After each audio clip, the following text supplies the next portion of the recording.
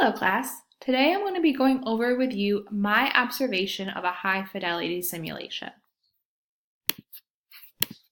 So just a little background information about my simulation. It was done at St. Joseph's Hospital College of Nursing. This is an associate's program. This simulation was part of a Nursing 211 class, which is a third level nursing assessment and skills course. The simulation scenario was neonatal abstinence syndrome, and it was evaluated based on Lassater's clinical judgment rubric. Each simulation consisted of 3 students. Each student prior to the simulation randomly selected their role. 3 roles existed for these simulations: charge nurse, pod nurse, and family member. And then for each simulation throughout the course, students do rotate, so they each get to experience each role. The charge nurse and family member are debriefed in separate rooms in regards to the scenario. And then the pod nurse is not giving any information at all. This is how the clinical educator assesses the charge nurse on their ability to give an effective SBAR report. Each scenario is approximately 5 minutes long, and the educator acts as the physician. Simulations are conducted through video monitoring. This specific simulation, due to time constraints, was not recorded so that the students could debrief using the recording afterwards. Pre-debriefing was given of a neonate is 25 days old who is irritable, unconsolable, and is continuously screaming. The neonate is also displaying jitteriness and tremors. The mother has a smoking history and is acting defensively. The student's goal in the simulation was to assess the patient completely per their developmental level, identify neonatal abstinence syndrome, and to identify the need to call the physician. Students then receive results from the physician stating that the mom is positive for heroin.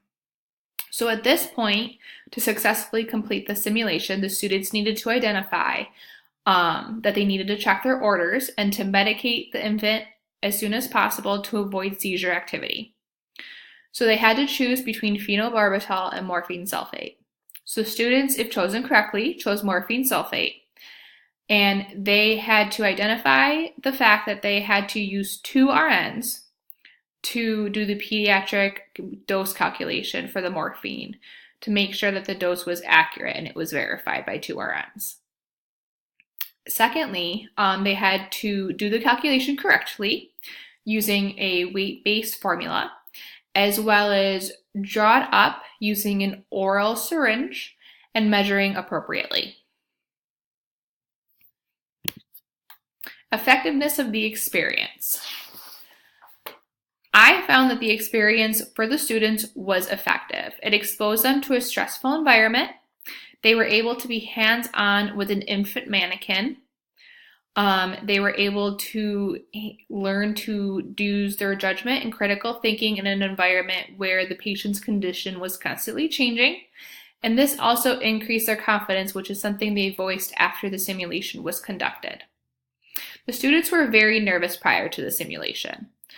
So afterwards, they were able to positively address what they have done, and then they were able to reflect on what they could have done differently. They almost immediately knew the things that they should have done differently as soon as the simulation was over, and the stress was taken off their shoulders after completing the simulation. A majority of the students successfully completed the simulation, doing the dosing calculation correctly.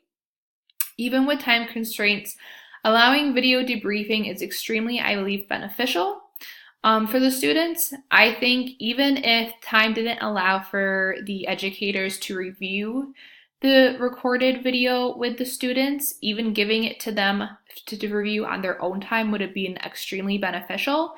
That way they can reflect on the actions that they took, their time of the actions they took, and if wanting to or needing to, they could debrief again with one of the faculty members and clinical educators there in regards to their experience and what could have gone better, they should have done differently.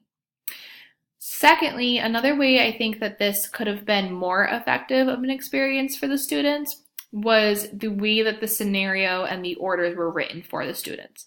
They had them written in paragraph form, which is kind of unrealistic to use the EPIC medical system. There are ways I think it could have been easily done where they are written more in an order format, medical history format, in relation to the EPIC system, which is what the students use at that hospital. And this could have given them more of a realistic view on how the orders will look, how things are written, and where to find the information that they need to find in a patient's chart. Overall, I think that high fidelity simulations are extremely beneficial to not only students, but everybody. It increases their confidence. It gives them the ability to role experience different positions. It allows for personal reflection. They continuously, with each experience, build above their clinical judgment. And it also exposes them to critical events, which, depending on where they work or where they're stationed on clinical, this may not happen very often. I think that high fidelity simulations don't just benefit students, but it also benefits any other staff members. I think these can be used for medical students, respiratory therapists, nursing students, and even nursing staff, either if they're changing units or just to keep up on their hands-on nursing skills. Like I said, critical events, depending on the unit, are not always common, and the highest quality of care is given only if the nurses have that experience and can act quickly and appropriately, and the best way to do that is through continuous repetition. I believe that simulations are key in the future of nursing education. They provide the most realistic experience in a safe environment where the patient isn't going to be harmed. And through technology development and computer programming, these can be very detailed, and a whole list of scenarios could be given.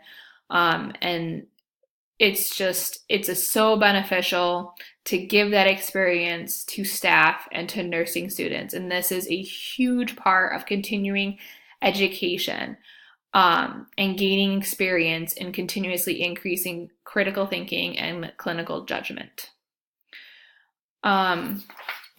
Honestly, I think the experience that I had was very good. I definitely see ways that as a future nursing educator, I would want to enhance my simulation experience for my students if possible.